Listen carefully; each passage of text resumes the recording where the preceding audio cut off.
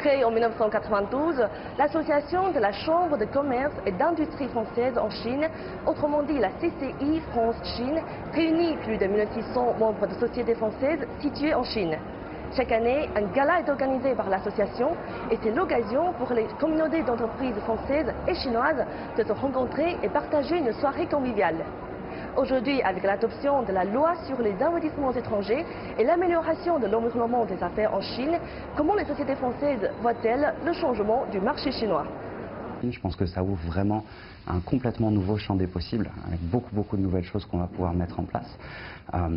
Et à mon sens, ça va être aussi une très belle opportunité pour les entreprises françaises, par le biais de partenariats avec des opérateurs comme le nôtre ou indépendamment dans certains cas, de venir se développer et de rechercher de nouvelles opportunités sur le terrain chinois. Donc je pense que cette démarche de facilitation et les nouveaux cadres juridiques, législatifs et d'investissement qui sont mis en place vont effectivement créer beaucoup d'opportunités pour les entreprises françaises.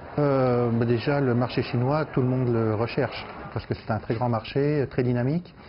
Et donc, pour nous, c'est bien, c'est une population jeune et c'est un avenir pour nous. Avec la montée de gamme de la tendance de consommation en Chine, certaines entreprises françaises visent à la croissance des besoins de divertissement de la part des consommateurs chinois. Spécialisée dans le spectacle et parcs à thème, la société de Puy du Fou compte apporter en Chine une nouvelle forme de loisir tout en créant des spectacles basés sur l'histoire et le patrimoine culturel chinois.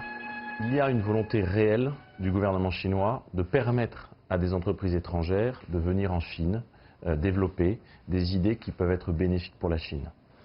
Je crois que les 20 dernières années ont été marquées en Chine par une croissance formidable, car les Chinois avaient besoin des produits de première consommation. Et que nous arrivons maintenant à un stade du développement de l'économie qui est justement celui qui appelle des vrais loisirs familiaux, des loisirs populaires qui permettent d'accueillir de nombreuses personnes sur le sol chinois. Christophe Loras, le président de la CCI France-Chine, a mis l'accent sur la présence dynamique des sociétés françaises en Chine qui ont bénéficié de l'amélioration de l'environnement des affaires en Chine. Il y a plus de facilité d'entrer, d'installer son entreprise et d'importer. Effectivement, les sociétés françaises en bénéficient.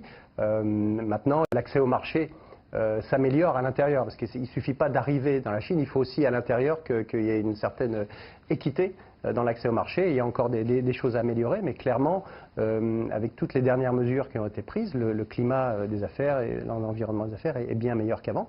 Et donc, chaque société aura sa stratégie pour en profiter.